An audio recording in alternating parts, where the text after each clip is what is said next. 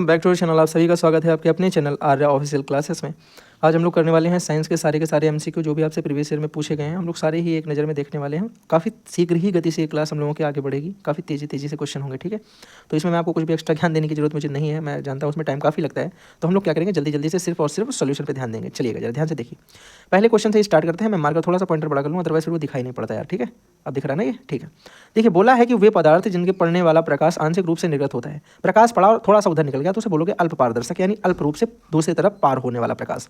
बोला जाए कि किस प्रकार स्रोत में उपछाया नहीं बनती है। अगर कोई बिंदु प्रकाश स्रोत है तो उसकी उपछाया नहीं बनेगी, क्योंकि वो ऑलरेडी एक बिंदु पॉइंट है। अगर हम बात करें कि जब पृथ्वी की उपछाया से होकर चंद्रमा गुजरता है तो चंद्रमा के ऊपर थोड़ी सी पृथ्वी को छाया पड़ेगी, उसमें हम बोलेंगे कि खंड चंद्र ग्रहण है। अगर पूरा का पूरा ढक जाएगा, छाया पड़ेगी, तो फिर वो आंशिक रूप से नहीं होगा, पूर्ण रूप से चंद्र ग्रहण हो जाएगा। इसे हम आंशिक चंद्र ग्रहण भी बोलते हैं, खंड चंद्र ग्रहण को याद रखिएगा। मंगलयान मंगल पर पहुंचने मतलब का पहुंचा सतह पर आपसे ये पूछा गया है, 24 सितंबर 2014 को पहुंचा था मेरे भाई। अगर आपसे पूछा जाए कि भारत में पहले अंतरिक्ष यात्री जो है वो कौन है, आप बोलोगे राकेश शर्मा, सबको पता है। आगे हम लोग मेरे भाई बात करते हैं कि नासा का मुख्यालय स्थित है कहाँ पे, वॉशिंगटन डीसी यूएसए में है मेरे भाई। आगे अगर हम लोग बात करें कि मृदा में लाल रंग किसकी उपस्थिति होता है, मैंने आपको बताया आयरन ऑक्साइड की उपस्थिति से होता है, और मैंने आपको ये चीज़ ऑलरेडी मेरे भाई पढ़ा रखी है, देख लीजिएगा एक बार वीडियो, ठीक है। किस मिट्टी में जो है आलू नहीं होता है मेरे भाई, यहाँ पे बालू होना चाहिए था। क्या होना चाहिए था, बालू। बालू अधिक अच्छा होता है, अरे नहीं सॉरी यार, मैंने आलू ही है, आलू ही लिखा है वहाँ पे, आलू अधिक होता है। बालू मिट्टी में आलू जो है उसकी जो है फसल अच्छी होती है। सॉरी मैंने वो जो है मैंने सोचा बालू शायद मिसप्रिंट कर दिया मैंने, टाइप करने में हो जाती हैं गलतियाँ। वृक्षारोपण में उचित भूमि का कटाव जो होता है वो कैसा होता है, समान रूप से होता है, जैसे पहला हो रहा होता है वैसे होता रहता है, ठीक है। समान रूप से मिट्टी का कटाव होता है, याद रखिएगा। आगे अगर हम लोग बात करें कि बारीक बालू के कणों की माप जो है वो कितनी होती है, जो बारीक बालू के कण होते हैं उनकी माप पूछी गई है। आप बोलोगे 0.2 mm से लेकर के मेरे 0.02 mm से लेकर के 0.2 mm तक होती है, ये वाला हो जाएगा। अगर मेरे भाई आपसे पूछा जाए कि बालुई दोमट मिट्टी में रेत की मात्रा कितनी होती है, 60 से 80% तक रेत होती है। आपसे अगर पूछा जाता है कि नियमित खाद का प्रयोग करेंगे तो क्या होगा, उपज में वृद्धि होगी। अगर आपसे यही पूछा जाता है कि कंपोस्ट खाद किससे बनाई जाएगी, गोबर से और कूड़ा कचरे से ही बनाई जाती है, ऑप्शन दोनों राइट हो जाएंगे। अगर आपसे पूछा जाता है कि नाइट्रोजन उर्वरक हम पौधों में बढ़ते हैं, अगर हम लोग मेरे भाई सिंगल सी बात है, नाइट्रोजन उर्वरक कोई तुम डाल रहे हो तो पौधे शीघ्र गति से बढ़ेंगे, तो अति शीघ्र हो जाएगा। आगे अगर हम लोग मेरे भाई बात करें 15 नंबर क्वेश्चन की, कीटनाशक दवाओं का प्रयोग खाली स्थान में वृद्धि करता है, किन में वृद्धि करेगा, रोगाणु प्रतिरोधक क्षमता उसकी बढ़ाएगा। आगे आ जाओ, आप बोलोगे भैया कि क्वेश्चन नंबर 16 है हमारा, कीटनाशक होते हैं, कीटनाशक अनुपयुक्त भी हैं और विषयुक्त भी हैं, दोनों में बातें सही हैं, मतलब उसमें जहर तो होता ही है, तभी तो कीट मरते हैं कि नहीं। अगर आगे हम बात करें कि खरीफ की फसल इनमें से कौन है, आप बोलोगे धान जो है वो खरीफ की फसल है। अगर आगे देखा जाए बोलोगे हैरो खेत से निकालने पर काम आता है, हैरो खेत से खरपतवार निकालने के काम आता है। आगे हम लोग देखें कि डिबलर की बुआई नहीं की जाती, डिबलर के द्वारा भैया धान की बुआई नहीं की जाती है, याद रखिएगा। आगे अगला क्वेश्चन देखते हैं तो बोलेगा कि सिंचाई की कटाऊ पानी विधि जो है वो किसके द्वारा होती है, तो अल्पावनम प्रवाह विधि के द्वारा होती है मेरे भाई, ठीक है। आगे समझिए अगला क्वेश्चन, बल का एसआई मात्रक आपसे पूछा जा रहा है। बल न्यूटन, कोई समस्या है किसी को, लगा दूं जल्दी बता दो भाई, फिजिक्स तो तुमको आती होगी इतना तो मुझे पता है। न्यूटन लगा दूं ना, एकदम सही है। कोई ऐसा तो नहीं कि थोड़ा बहुत भैया जूल हो जाएगा, जूल कार्य होता है, ये ध्यान से रखना ये दिमाग में अपने, ठीक है। मैं बता देता हूँ, जरूरी है। आगे पूछा एमकेएस पद्धति में कार्य का मात्रक क्या होता है, अब आ गया कार्य, क्या आ गया अब, आप बोलोगे भैया अब आया है कार्य। कार्य का मात्रक क्या होता है, न्यूटन मीटर, न्यूटन जूल, या अभी मैंने ऊपर बताया क्या होता है भैया, जूल, ठीक। डब्ल्यू से नोट करते हैं, कार्य बराबर एफ इंटू डी होता है, ये तुम्हें पता है। यानी अगर बोला जाए कि एक जूल जो है वो एक्चुअल मेरे भाई किसके बराबर है, देखो 1 न्यूटन इंटू मीटर के, 1 न्यूटन गुणे 1 मीटर के बराबर है। 1 न्यूटन बल अगर 1 मीटर तक लगाया जाएगा तो 1 जूल काम होगा। बात आ गई समझ में, आगे बढ़ जाए ना। क्वेश्चन एक पूछा गया ना इसके रिलेटेड, इसलिए बता दिया। 1 जूल होता है, 1 जूल बराबर 1 न्यूटन गुणे 1 मीटर होता है। अभी यहाँ नहीं बताना पड़ा, ठीक है, ऊपर ही बता दिया आपको, ध्यान से सुनिएगा। बोला है कि वस्तु में गति के कारण कार्य करने की क्षमता को कहते हैं, गति के कारण अगर कोई कार्य हो रहा है तो फिर गतिज ऊर्जा होगी, सिंपल सी बात है ना। आगे बोला है कि यांत्रिक लाभ होता है, यांत्रिक लाभ होता है W/F, इसको भी याद रखिएगा। आपसे बोला जाए अगर अगला क्वेश्चन पूछा गया है कि चिमटा एक उदाहरण है, चिमटा किसका उदाहरण होता है, बोलोगे चिमटा मेरे भाई जो है, चिमटा में क्या होता है, देखो यहाँ पे भार है, रोटी उठाएंगे, यहाँ पे हम आयास लगाते हैं और यहाँ पे होता है आलम्ब। भार साइड में है, बीच में आयास है, बीच में क्या है आयास, तृतीय श्रेणी का हो जाएगा भैया। बीच में अगर आलम्ब होता प्रथम श्रेणी का हो जाता। कोई समस्या है क्या किसी को, जल्दी बोलो, कोई समस्या है, बोलोगे नहीं। मैंने कहा बीच में भैया भार होता द्वितीय श्रेणी का हो जाता। कितना सरल है बताना भैया। प्रथम श्रेणी कब होता है, जब बीच में क्या हो आलम्ब। भैया द्वितीय श्रेणी का कब होता है, जब बीच में क्या हो भार। तृतीय श्रेणी का भैया कौन सा हो जाएगा, जब बीच में क्या होता है आयास। अब आयास, आलम्ब और भार के बारे में तुम्हें मैं एकदम जल्दी से अगर बता दूं, चाहते हो बताना, चाहते हो कि मैं इसकी छोटी सी क्लास डाल दूं 10-15 मिनट में, पूरा तीनों के तीनों गोलक आपके दिमाग में छप जाए विद एग्जाम्पल, कुछ भी पूछा जाए बता लो। मैं उसके लिए क्लास मेरी ऑलरेडी बनी पड़ी हुई है, मैंने भी अपलोड नहीं की, मैं कर दूंगा आज शाम तक, ठीक है। मैं जल्दी से जल्दी आपको करवाऊंगा। देखिए कोशिका का भाग है, इनमें से कौन सा भाग है जो कोशिका का है, केंद्रक कोशिका का ही तो भाग है।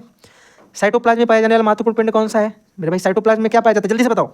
साइटोप्लाज्म में बोलोगे भैया साइटोप्लाज्म में ही तो केंद्रक पाया जाता है, ठीक है। उसके बाद कोशिका का सबसे महत्वपूर्ण अंग कौन सा है, कोशिका सबसे महत्वपूर्ण केंद्रक है, सबसे महत्वपूर्ण पूछा, बाकी तो सारे थे। कोशिका भित्ति ये तो है, इसको सेल वॉल बोला जाता है, पादप कोशिकाओं में पाया जाता है, याद रखिएगा।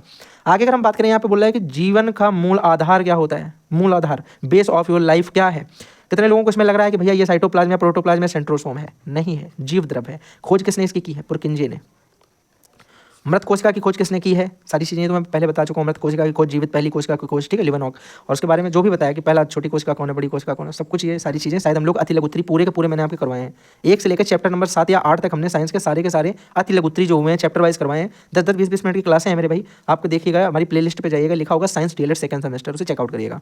मानव के शरीर में कितनी अस्थियाँ होती हैं? 206, सबको पता है, तो गिनने की जरूरत नहीं है, ठीक है ना। बोला जा रहा है कि श्वसन अंग है। अब ये अगर जो नहीं बता पाए, श्वसन अंग किसके काहे से काम होगा? श्वसन का हृदय नहीं है, श्वसन अंग हार्ट है, फेफड़ा भी है, सांस को भरता है फिर छोड़ता है, और हृदय धड़कता भी तो श्वसन की वजह से है, ठीक है। आगे सुनो, आगे हम बात करते हैं कंकाल तंत्र में कार्य क्या होता है, श्वसन में सहायता प्रदान करता है मेरे भाई। आगे अगर हम और बात करें, बोलोगे कि यहाँ लिखा कि छेदक दंतों में जड़ होती हैं, 2 जड़ें होती हैं छेदक दंतों की। आगे अगर हम मेरे भाई बात करते हैं, दांतों के ऊपर चढ़े हुए आवरण को क्या बोलते हैं? इनेमल बोलते हैं। और आपके मुंह के अंदर जो अम्लता होती है, उस अम्लता को अगर 5.5 से कम कर दिया जाता है, तो ये जो इनेमल है मेरे भाई, ये क्या होने लगता है? इसका संचरण होने लगता है। संचरण का मतलब ये ऊपर की जो परत है वो विकार उसमें होने लगता है, हास होने लगता है, खराबी होने लगती है, कमी होने लगती है, डिफिशियंसी होती है, कुछ भी बोल सकते हो, दैट्स यू वांट, ठीक है मेरे भाई। बात आगे समझ में। दांतों को स्वस्थ रखने के लिए लेना चाहिए कौन कौन से लेने चाहिए? विटामिन जल्दी से बता दो मेरे भाई। दांतों को स्वस्थ रखने के लिए कौन कौन से विटामिन लेने चाहिए? एक तो मेरे भाई देखो सी तो लेना ही चाहिए, सी यहाँ पे भी है, यहाँ पे मेरे भाई सी है लेकिन बी नहीं चाहिए। यहाँ पे ए चाहिए लेकिन डी नहीं चाहिए, तो मेरे भाई यही ऑप्शन हो गया एकदम सही, ठीक है ना। कभी कभी ये वाला प्रोसेस भी लगाया करो। दांतों का कार्य क्या है? चबाना, फाड़ना, छोटे टुकड़ों में काटना, उपयुक्त तो सभी, ये तो ऐसे लगा देते तुम लोग, बिना पढ़े वाले हैं ये तो। दांतों के बाह्य भाग जो है वो कौन कौन से हैं? दंत कोष्ठ, जड़, दंत शिखर, मूल, दंत ग्रीवा, दंत शिखर, जड़। अच्छा बोला कि बाह्य भाग, तो बाह्य कहाँ? जड़ तो आंतरिक भाग है। मूल, दंत ग्रीवा, दंत शिखर, ये सारे बाहर के भाग हैं, ठीक है, इंपॉर्टेंट है, याद रखिएगा। आगे पूछा जा रहा है कि आमाशय में पाया जाने वाला एंजाइम निम्नलिखित में से कौन सा होता है मेरे भाई? कौन सा ऐसा एंजाइम है जो आमाशय में पाया जाता है? जल्दी से बता दो। आप बोलोगे भैया आमाशय में पाया जाता है पेप्सिन। कौन सा पाया जाता है? पेप्सिन। याद रखेंगे इस बात को? बोलोगे हाँ मेरे भाई याद क्या रखेंगे, बिल्कुल रट लिया है भैया ही। अब जरा पूछो, अग्नाशय में पाया जाने वाला किन वो कौन सा है? किन मेरे भाई पाया जाता है? एमाइलॉप्सिन। कौन सा पाया जाता है? एमाइलॉप्सिन। आपको 2x नहीं करना पड़ेगा, मैं ऑलरेडी इतनी तेज बोल रहा हूँ, ठीक है। लिखा है कि आमाशय ग्रंथियों में उत्तेजित करने वाला हार्मोन कौन सा है? जो आमाशयी ग्रंथियां हैं उनको क्या करता है? उत्तेजित करता है, गैस्ट्रिन होता है। कौन होता है? बोलोगे भैया वो होता है गैस्ट्रिन। कोई समस्या? एक बार तुम इस पूरी क्लास को ध्यान से देखोगे, दोबारा एक बार देखना मेरे भाई, तुम पहले आंसर बता दोगे, ठीक है, पहले ही बता दोगे, अरे ये होगा, ये तो रटी हुई चीज़ें हैं। शर्करा को कंट्रोल करने के लिए, किसे? शर्करा को यानी शुगर को कंट्रोल करने के लिए इंसुलिन, सबको पता है इंसुलिन के टीके लगवाए जाते हैं। आगे बात किया जाए कैल्शियम और फास्फोरस को नियमित करने के लिए, किसको? कैल्शियम और फास्फोरस को नियमित करने के लिए मेरे भाई किसका प्रयोग किया जाता है? आप बोलोगे भैया इसमें हम लगवाते हैं पैराथामिन के। किसके लगवाते हैं? पैराथामिन के। आगे बात करते हैं 44 नंबर पे, जल में घुलनशील कौन कौन से होते हैं मेरे भाई? बी, सी, ये तो दोनों होते हैं, ये वाला ऑप्शन मेरे भाई दोनों होगा, बी और सी, याद रखिएगा। आपको कैसे याद करवाया है? गई भैंस पानी में, ठीक है, और बाकी कीड़ा कहाँ गया? फिर कीड़ा जाएगा वसा में। वसा मतलब जो फैट है, तो वसा में घुलनशील KEDA, और जल में घुलनशील मेरे भाई बी और सी। 2 ऑप्शन दे रखे, दोनों होंगे इसका मेरे भाई। कुछ तो मिसप्रिंट हो सकता है, यहाँ पे मिसप्रिंट हो सकता है, मैं अपनी गलती किसी पे नहीं थोपता हूँ, ठीक है, मैंने टाइप किया, हो सकता है गलती हो गई हो, कोई समस्या नहीं। देखिएगा, दांतों की मजबूती के लिए आवश्यक है, दांतों की मजबूती के लिए कैल्शियम भी आवश्यक है, फास्फोरस भी आवश्यकता है, क्योंकि हमारी हड्डी को जो मजबूत करता है वही हमारे दांतों को भी मजबूत करता है। नेक्स्ट वन, पैकेट का दूध संरक्षित किया जाता है पाश्चुरीकरण के द्वारा। आगे देख लेते हैं भैया, परमाणु का समस्त द्रव्यमान निहित होता है। परमाणु में जितना भी उसके अंदर का द्रव्यमान है वो पूरा का पूरा किस जगह के बराबर होगा, कहाँ पे निहित होगा, ये आपसे पूछा गया। आप बोलोगे भैया उसके प्रोटॉन और न्यूट्रॉन के रूप में उसमें निहित होता है, ठीक है ना। आगे अगर आपसे पूछा जाए किसी तत्व के परमाणु क्रमांक बराबर होता है उसके परमाणु में उपस्थित, उसका जो परमाणु क्रमांक है वो हमेशा किसके बराबर होगा? प्रोटॉनों की संख्या के, प्रोटॉन की संख्या के बराबर होता है मेरे भाई, ठीक है ना। परमाणु क्रमांक है यहाँ पे, परमाणु क्रमांक, ठीक है, परमाणु क्रमांक बराबर होता है किसके? आप बोलोगे प्रोटॉन की संख्या के। और बोला जाए परमाणु भार जो है वो किसके बराबर होता है? बोलोगे प्रोटॉन प्लस न्यूट्रॉन की संख्या के बराबर होता है। इससे रिलेटेड आपसे क्वेश्चन पूछता है मेरे भाई, ठीक है, डायरेक्ट आपको डाटा देगा सॉल्व करने के लिए, याद रखिएगा इस बात को। आगे देख लेते हैं, क्वेश्चन आपसे पूछा गया कि परमाणु के नाभिक में उपस्थित होते हैं प्रोटॉन और न्यूट्रॉन उपस्थित होते हैं, इलेक्ट्रॉन चक्कर लगा रहा होता है कक्षा में, पता है ना, ये तो सारी चीज़ें तुम्हें रटी पड़ी है ना, ये तो हाँ पता है मुझे, होशियार हो तुम। आगे बोल रहा है कि निष्क्रिय गैस का इलेक्ट्रॉनिक विन्यास क्या होता है? 2,8 कंप्लीट हो जाती है, कोई आउटर इलेक्ट्रॉन्स नहीं होते हैं, ठीक है। आगे आ जाओ, आगे आपसे पूछा जा रहा है कि निम्न में से तत्व का वह गुण जो पूर्णांक है, इनमें से कौन सा एक वह है जो पूर्णांक होता है? आप बोलोगे परमाणु क्रमांक एक पूर्णांक होता है, परमाणु क्रमांक एक पूर्णांक होता है। आगे बात करें क्वेश्चन नंबर 52 की मेरे भाई, क्या है? बोला किसी तत्व के 2 समस्थानिक परमाणुओं में भिन्न होते हैं, कोई 2 समस्थानिक परमाणु हैं तो उनके प्रोटॉन तो बराबर हो सकते हैं, लेकिन भैया उनके न्यूट्रॉनों की संख्या बराबर नहीं होती है, याद रखिएगा। आगे अगर हम आपसे यहाँ पे बात करें कि परमाणु क्रमांक का अंतर्राष्ट्रीय मात्रक जो है वो कौन है? कार्बन 12, ठीक है, इंपॉर्टेंट है। कैल्शियम हाइड्रोक्साइड का CaOH का होल ट्वाइस, ठीक है। पूछ रहा है भौतिक परिवर्तनों में भौतिक परिवर्तनों में, निम्नलिखित में से कौन सा कोई भौतिक परिवर्तन ये पूछ रहा क्या? भौतिक परिवर्तनों में, अच्छा ये दिए गए कि क्या होता है क्या नहीं होता, ओके देख लेते हैं। पदार्थ में अणु में परिवर्तन होता है, पदार्थ के अणुओं में परिवर्तन। जब कोई भौतिक परिवर्तन करोगे पदार्थ के अणुओं में परिवर्तन होगा क्या? अब बोलोगे भैया पदार्थ के अणुओं में परिवर्तन नहीं होगा, नया पदार्थ बन जाएगा क्या? कोई पदार्थ परिवर्तन नहीं, ना ना ये वाला सही हो जाएगा, पदार्थ के अणुओं में परिवर्तन नहीं होता है, पदार्थ के अणुओं में परिवर्तन नहीं होता है मेरे भाई। निम्नलिखित में से यही वाला मुझे बिल्कुल सही लग रहा है, बाकी तो मुझे कोई समझ में नहीं आ रहे हैं। अगला दिया निम्नलिखित में से कौन सा प्रत्यावर्तित परिवर्तन है? प्रत्यावर्तित कौन सा होता है? यहाँ से कुछ यहाँ बना दो, वापस से इस वाले से ये बना दो। बात समझ में आ गई कि नहीं आ गई? बोलोगे बिल्कुल समझ में आ गई भैया। आप बोलोगे भैया यहाँ से कुछ इधर बना दो, फिर इससे वापस ये बन जाए, यही तो बोलना चाहते हो? यानी यहाँ पे दूध है, दूध को फटेगा, यहाँ पे कुछ बनेगा, वो फटे हुए दूध से दोबारा दूध नहीं बनेगा। मोम को पिघला के फिर से मोम बना सकते हैं, बिल्कुल सही बात है, इसे सांचे में डाला जाता है। मोमबत्ती का जलना, कुछ नहीं हो जाएगा। मोमबत्ती का जलना अगर वो जल गई तो खत्म हो जाएगी ना मोम, वापस से तुम सजी मोमबत्ती थोड़ी ना ले आओगे। सब्जी का पकना, पकने के बाद सब्जी कच्ची थोड़ी ना कर दोगे, यही ऑप्शन सही है प्रत्यावर्तित, ठीक है। अगला फिर से होगा निम्नलिखित में से कौन सा रासायनिक परिवर्तन है? कौन सा एक रासायनिक परिवर्तन है? कोयले का पीस कर पाउडर बना देना, लोहे में जंग लगना। ये आप देखो ये क्या होती है? संक्षारण प्रक्रिया होती है। क्लास 10th आप अगर पढ़े हो तो क्लास 10th में आपको पता होगा, अंग्रेजी मीडियम वाले जो है वो देख लें, क्रोजन होता है, क्रोजन बोलते हैं इसे, ठीक है। लोहे के ऊपर जंग लग जाती है नमी की उपस्थिति में, ठीक है। बात समझ में आ रही कि नहीं आ रही? कोई समस्या किसी भाई को 1% का? अगला पूछ रहा है कि ज्वालामुखा का फूटना जो है, ज्वालामुखी फूटती कौन से तरीके की अपक्रिया? बोलोगे अनियमित परिवर्तन है, तो अनियमित परिवर्तन। दिन रात का होना किस तरीके का परिवर्तन है? नियमित और भौतिक या वास्तविक परिवर्तन होता है, ठीक है। आगे देख लो, अम्ल वे पदार्थ हैं जो, अम्ल वे पदार्थ हैं जो जल के साथ में क्या करते हैं? बोलोगे भैया OH- थोड़ी ना देंगे, ये तो क्षार देंगे। हाइड्रोजन गैस बनाते हैं, हाइड्रोजन आयन देते हैं, गैस तो नहीं बनाते हैं। हाइड्रोजन आयन नहीं बनाते हैं, ये बात भी गलत है, हाइड्रोजन आयन बनाते हैं, ये बात सही है, ठीक है।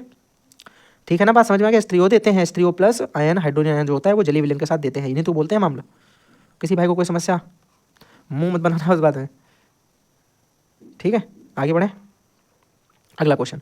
एक पदार्थ में प्रोटॉन प्रदान करने की प्रवृत्ति है, बर्नर और लेरी के अनुसार वह पदार्थ कौन सा होगा? मेरे भाई अम्ल होगा। वो कौन होगा? अम्ल। और अगर ये इलेक्ट्रॉन ग्रहण करता तब भी अम्ल होता। अकॉर्डिंग टू लुईस क्या बोलते हैं कि एक पदार्थ में इलेक्ट्रॉन युगल ग्रहण करने का उपसर्ग संयोजक बंध बनाने की क्षमता, ये भी क्या होंगे?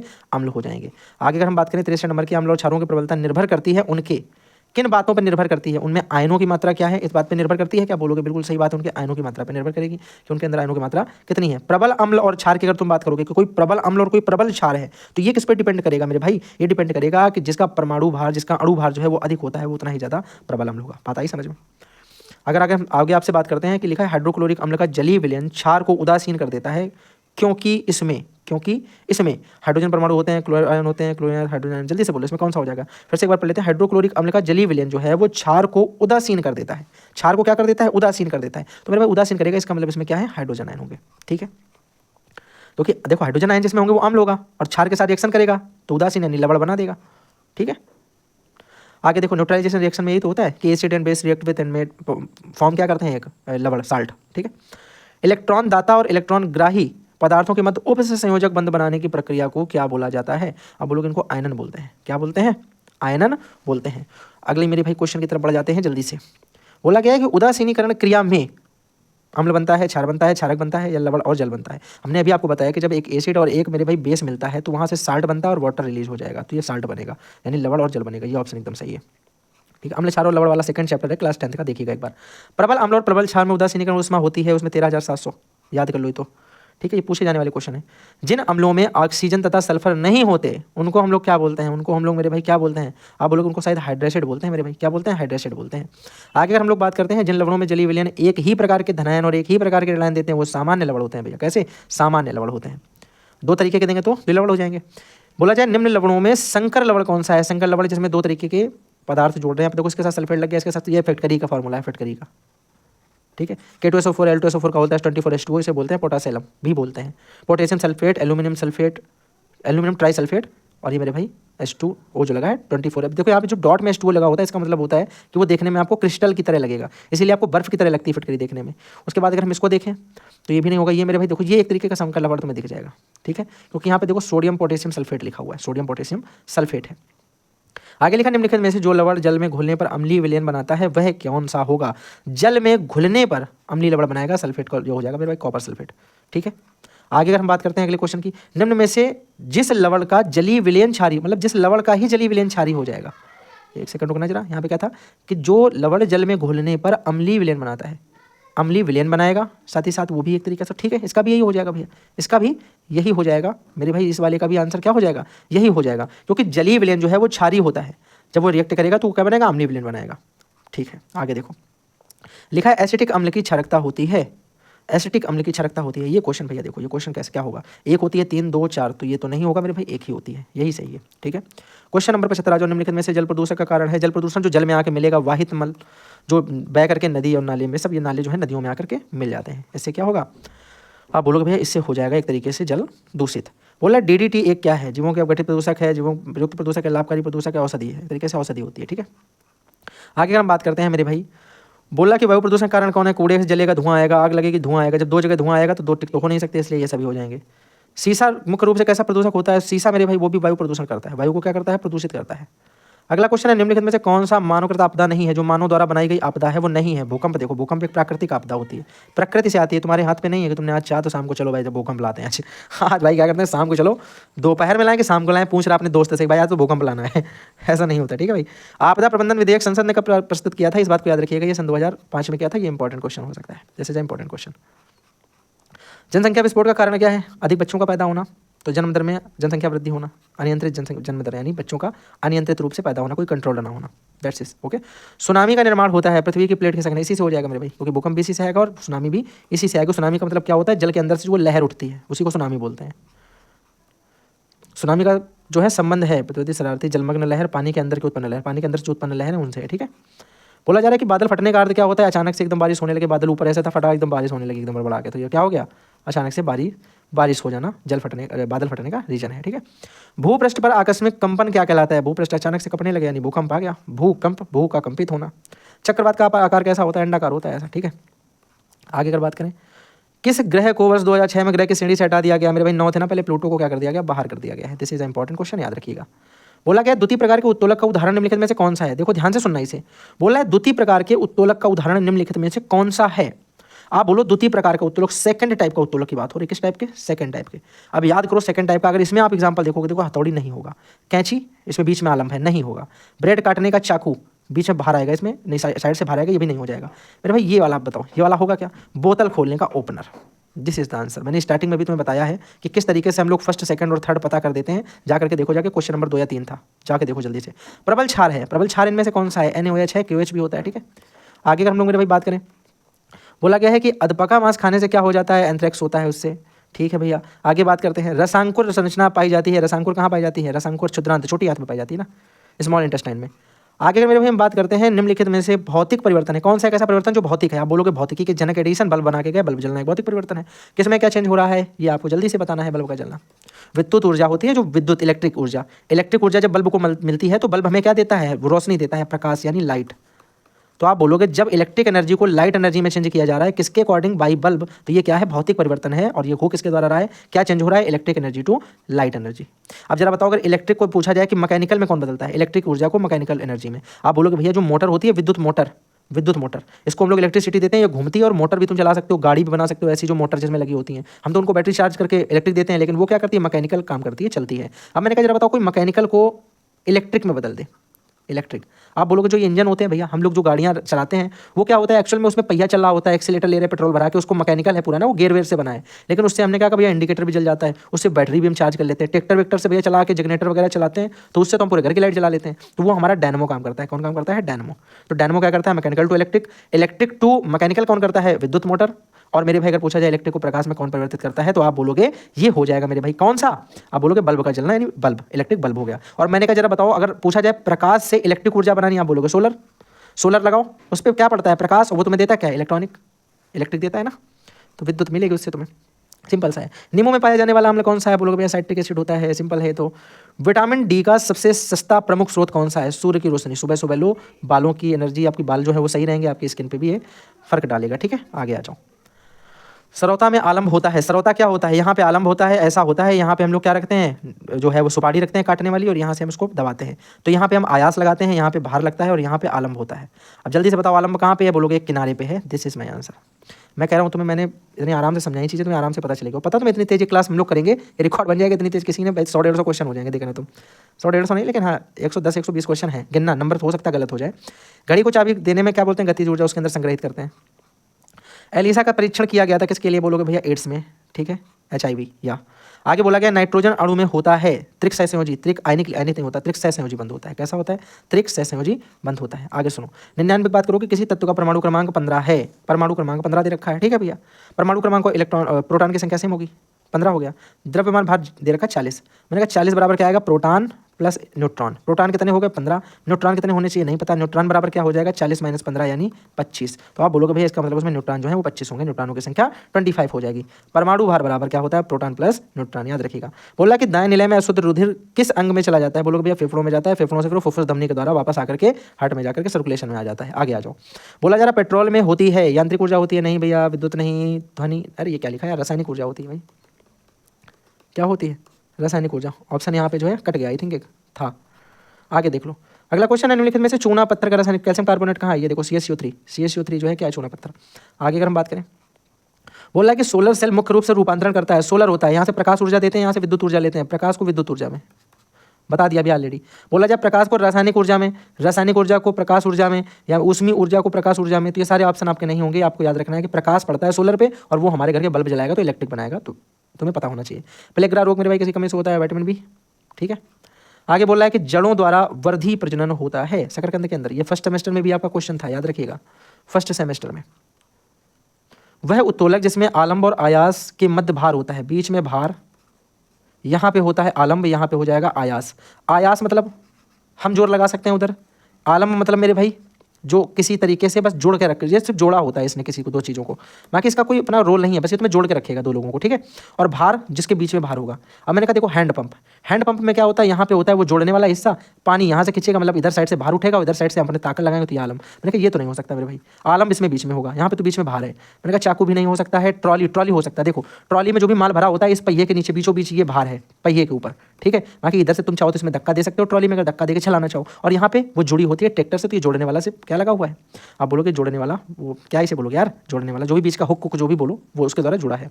तो इसमें बीच में भार है, ये ट्राली में ये क्या है, बीच में भार हो जाएगा पहिए के ऊपर, बीच में भार है तो क्या हो जाएगा, आप बोलोगे ट्राली हो जाएगी वहाँ पे। विद्युत ऊर्जा को यांत्रिक ऊर्जा में, विद्युत को इलेक्ट्रॉनिक को मैकेनिकल में बदल देना है, मैकेनिकल में, बताओ जरा, डायनामो बदलेगा नहीं भैया, ये तो मैकेनिकल को इलेक्ट्रॉनिक बदलेगा, सोलर ये तो प्रकाश को इलेक्ट्रॉनिक बदलेगा, प्रकाश को विद्युत में, विद्युत मोटर, बिल्कुल सही भैया, यहाँ पे मोटर लगा दें, मोटर से इसको चलाओ, मोटर से गाड़ी चलाओ, ये हो गया एकदम सही, ठीक है। आगे आ जाओ, ये क्वेश्चन नंबर 108 होगा, हो सकता है इसमें मिसप्रिंट है, 108 है ये, देखना आप गिन के देखिएगा एक बार। अम्ल वे पदार्थ हैं जो, अम्ल वे पदार्थ होते हैं जो, इसमें तो भैया कोई नहीं हो जाएगा, हाइड्रोनियन आयन देते हैं, H3 होना चाहिए था, ये तो नहीं होगा, H+, ये वाला तो सही है H+, सब में हाइड्रोजन गैस निकलती है, ये वाला गलत है, मान लो ये वाला गलत है, H+ आयन देते हैं, ये जलीय विलयन में हाइड्रोजन आयन देते हैं, हाइड्रोजन आयन H+ आयन, ये तो सही बात है ना, ये वाली एकदम सही है। अच्छा ठीक है, आपके में MCQ में जो दिया है बुक में, आई थिंक वो H- दे रखा है, यहाँ पे H- दे रखा है जहाँ तक मेरे हिसाब से, ठीक है, H- दे रखा है। अब देखिएगा एक बार जब सबके पास होगी बुक, या नहीं है तो सीरीज में देखिएगा, प्रीवियस ईयर का है, मिल जाएगा वहाँ पे, याद रखिएगा कि आपके हिसाब से वहाँ पे इनमें से कोई नहीं, सिर्फ इसीलिए लगा होगा क्योंकि वहाँ पे आपको यहाँ पे H+ की जगह H- दे रखा होगा, ठीक है, ध्यान से पढ़ के करना, चेंज कर सकता है एक माइनर सा। 109 नंबर क्वेश्चन है, विटामिन C का रासायनिक नाम एस्कॉर्बिक अम्ल होता है, ठीक है। आगे बढ़े, लिखा द्वितीय श्रेणी का उत्तोलक है, द्वितीय श्रेणी का उत्तोलक कौन होता है, बोलो जरा, पहले तो ये बताओ द्वितीय श्रेणी का उत्तोलक होता कौन है, बीच में उसमें क्या होता है और यहाँ पे किनारों पे क्या होता है, आपको बताना है द्वितीय श्रेणी का उत्तोलक। किसके बारे में बताना है, आप बोलोगे भैया बताना है हमें द्वितीय श्रेणी का उत्तोलक, जल्दी से बता दो एक बार।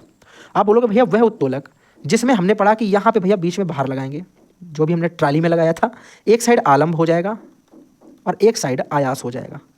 तो भैया देखो यहाँ पे भार लगने वाली चीज़, मतलब यहाँ पे कुछ भार वाली चीज़ होनी चाहिए, यहाँ से हम ताकत लगाएंगे, यहाँ से बस जुड़ा होगा और यहाँ पे वो रखे जाएगी चीज़ को जिस पे हमें काम करना है, जैसे तोड़ना, काटना, पीटना, पाड़ना, जो भी है। भैया कैंची में तो बीच में ऐसा होता है, कैंची काटते हैं हम लोग, यहाँ से ताकत लगाते हैं, यहाँ से कटता है, ये बीच में तो सिर्फ जुड़ा होता है, मतलब आलम्ब बीच में है, ये तो नहीं हो सकता, बीच में भार होना चाहिए। भैया हैंडपंप में यहाँ से भार को खींचते हैं, यहाँ से हैंडपंप जुड़ा होता है, इससे बीच में आलम्ब आ गया, यहाँ हम ताकत लगाते हैं तो ये भी आलम्ब आ गया, ये भी नहीं हो सकता। मैंने कहा भैया चिमटा बोलोगे भैया यहाँ से हम रोटी को उठाएंगे, यहाँ से हम जोर लगाते हैं और पीछे बस ऐसा बंद होता है, यानी ये आलम्ब हो गया, ये आयास हो गया, ये भार हो गया, ये भी नहीं हो सकता। ये तृतीय है, ये प्रथम श्रेणी के दोनों है, इसका मतलब ये सरौता जो है ये द्वितीय श्रेणी का है। सरौता आपको पता है क्या होता है, आप बोलोगे सरौता भैया ऐसा होता है इस तरीके से, और यहाँ पे हम लोग जैसे रखते हैं उसको सुपारी को और इधर से दबाते हैं, यहाँ से वो जुड़ा होता है दोनों और ये कट जाती है सुपारी। बात समझ में आ गई, काम बीच में होता है, यहाँ से आयास लगता है, ये मेरे भाई आलम्ब होता है, बीच में बाहर होता है, द्वितीय श्रेणी उत्तोलक सरौता हो जाएगा। अब आप एक बताओ, जब आप अपने घर में अचार बनाते हो, अचार बनाते टाइम आप क्या उसको बोलते हैं, बांका बोलते हैं, ठीक, उसको बांका बोला जाता है ना, उसको और भी कुछ बोलते हैं यार, वो अंबिया काटने के जो काम आता है इस तरीके से। आपके यहाँ क्या बोलते हैं बताइएगा। यहाँ पे अंबिया रखते हैं, उससे मार काट देते हैं उसके 2-3 टुकड़े, ठीक है ना। तो आप उसको जो भी बोलते हैं वो भी आपका इसी में आएगा। आगे आ जाओ जरा। आपसे बोला जाए कि इसमें से कौन सा सूचक इंडिकेटर यानी जो है वो नहीं है। सूचक क्या करता है, हमें पता करना हो, जैसे कि ये अम्ल है या क्षार है, अम्ल है या क्षार है, तो बोलोगे भैया इसके लिए हमें जरूरत पड़ती है सूचक की, अम्ल और क्षार की पहचान करने के लिए। लाल लिटमस पेपर होता है बिल्कुल भैया, मिथाइल ऑरेंज ये भी होता है सूचक, फिनाप्थलीन ये भी होता है सूचक, ये एंटासिड ये कोई सूचक नहीं है, तो ये वाला आंसर हो जाएगा गलत, ठीक है। आगे जरा बात करो। बोला जा रहा है कि पित्तरस बनता है, पित्तरस कहाँ पे बनता है, बताओ भैया। आमाशय में नहीं, ग्रहणी में नहीं, छोटी आंत में तो रसांकुर होता था, यकृत में बनता है। कहाँ बनता है, यकृत में बनता है। बात समझ में आ गई। आगे दे रखा है कि जलीय विलयन में उत्तोलक का उदाहरण है, सॉरी तृतीय श्रेणी में, क्या यार मैं पढ़ रहा हूँ इतनी देर से करवा कर मेरा दिमाग चकराने लगा है। तृतीय श्रेणी में उत्तोलक का उदाहरण है। तृतीय श्रेणी का उत्तोलक कौन होता है बताओ, थर्ड टाइप वाला। इनमें से कौन सा है जो थर्ड टाइप वाला है, बोलोगे भैया सरौता तो सेकंड टाइप का है, कैंची इसमें तो बीच में आलम बता फर्स्ट टाइप है, बोझ ढोने वाला कूड़ा ये भी मेरा भाई कौन सा हो जाएगा, बीच में बाहर नहीं, बोझ कूड़ा उठाने वाली गाड़ी, कूड़ा उठाने वाली गाड़ी नहीं नहीं, ये भी नहीं हुआ, चिमटा होगा क्योंकि इसमें भार होगा किनारे पे, इसमें तो भार बीच में आ जाएगा ना, ये तो द्वितीय श्रेणी का हो जाएगा, सेकंड टाइप का। कैंची फर्स्ट टाइप की, ये भी सेकंड टाइप का, ये आएगा थर्ड टाइप का, ठीक है ना। मैंने आपको क्या बताया, ये आलम है, चाहे यहाँ पे भार हो चाहे यहाँ पे कुछ भी हो कोई मतलब नहीं, आलम यहाँ पे होना चाहिए, बीच में आलम है, ये हमारा हो जाएगा फर्स्ट टाइप। मैंने कहा बीच में भार हो, बीच में भार, आलम इधर हो चाहे आयास इधर हो कोई मतलब नहीं, हो जाएगा सेकंड टाइप। मैंने कहा थर्ड टाइप कौन होगा, जिसमें भार किनारे होना चाहिए, बीच में आयास होना चाहिए, आयास, ठीक है। बात आ गई समझ में, ठीक। अब आयास आलम और भार में अंतर मैं बता चुका हूँ, पीछे आपको क्लास में देख लो जाके बैठ जाके, ठीक है। बोला कि प्रकाश संश्लेषण की क्रिया में कौन सी गैस निकलती है, प्रकाश संश्लेषण की क्रिया मेरे भाई होती है, ठीक है। और उसमें आपको पता है कि पेड़ पौधे अपना भोजन बनाते हैं ग्लूकोज, ठीक है। तो वो अभिक्रिया होने से पहले पार्टिसिपेट कुछ गैसें करती हैं, जैसे कार्बन डाइऑक्साइड होता है, जल होता है, ठीक है। ये सारी चीज़ें आपकी रिएक्शन करती हैं, यहाँ पे C6H12O6 यानी ग्लूकोज बनाती हैं, साथ में आपको पता है O2 गैस रिलीज होती है, ऑक्सीजन जो हम लोग सांस के द्वारा लेते हैं, श्वसन क्रिया जिसके द्वारा हम लोग करते हैं, तो ऑक्सीजन गैस वो रिलीज करता है। और लेता कौन सी है, पूछे जाए कि इस क्रिया में कौन सी गैस ग्रहण होती है, निकलती की जगह बोला जाए कि ली जाती है या फिर ग्रहण होती है, तो याद रखिए वो होती है CO2 कार्बन डाइऑक्साइड, तो वो पार्टिसिपेट करता है और लास्ट में हमें ऑक्सीजन देते हैं, बनता क्या है, ग्लूकोज बनता है। आगे सुनो, एक तत्व के समस्थानिक में होते हैं परमाणु संख्या समान लेकिन द्रव्यमान संख्या भिन्न, परमाणु संख्या समान होती है द्रव्यमान संख्या भिन्न होती है, सही बात है। परमाणु संख्या समान होती है द्रव्यमान संख्या भिन्न होती है क्योंकि समस्थानिक पूछा है। यहाँ पे अगला क्वेश्चन देखो, यहाँ पे इसी का क्वेश्चन और बन सकता है, बोला है कि परमाणु संख्या भिन्न हो सकती है लेकिन द्रव्यमान संख्या, जब द्रव्यमान संख्या समान होती है तो होते हैं संभारिक। कौन से होते हैं, आप बोलोगे वो होते हैं संभारिक, और ये हैं समस्थानिक, दोनों बातें अलग अलग हैं, याद रखिएगा भैया, ठीक है। बोला चंद्रमा क्या है, चंद्रमा एक तरीके का उपग्रह है भैया, पृथ्वी का क्या है, पृथ्वी का उपग्रह है चंद्रमा। बात समझ में आ गई, आई थिंक आपको पूरी क्लास में मजा आया होगा। सबसे फास्टेस्ट क्लास हम लोगों की हो जाएगी भैया, 110 या 115 क्वेश्चन, टोटल क्वेश्चन कितने हैं, 116 क्वेश्चन की, 116 क्वेश्चन हम लोगों ने कितनी देर में पूरे कर लिए हैं भाई, 35 मिनट में रिकॉर्ड बना दिया है, देख रहे हो। अब यहाँ सुनो, आपको चैनल को मेरे भाई सब्सक्राइब करना है, वीडियो को लाइक करना है, दोस्तों के साथ में शेयर करना है, और इसी के साथ में मेरे भाई थैंक्स फॉर वॉचिंग, फिर मिलेंगे अगली क्लास के साथ। याद रखना आपको इंग्लिश का मैंने जो भी कंटेंट हो सकता था, मोस्ट इंपॉर्टेंट मेरे भाई इंग्लिश में जो भी मैंने क्लास डाली है वो आपको जरूर देखनी है, वो one of the best class आपको पूरे यूट्यूब की मिल जाएगी, ठीक है। बस क्या है, हैंड रिटन नोट्स हैं, वो थोड़ा सा आपको समझना है, बाकी पूरे आपको 2 चैप्टर जो स्टार्टिंग हैं जिनसे सबसे ज़्यादा क्वेश्चन बनते हैं, पूरे के पूरे आपको भाई रट जाएंगे, इतने अच्छी तरीके से एक्सप्लेन किया है। तो चलो फिर मिलेंगे अगली किसी क्लास के साथ में, तब तक के लिए bye bye and thanks for watching, और फिर मिलते हैं, टाटा।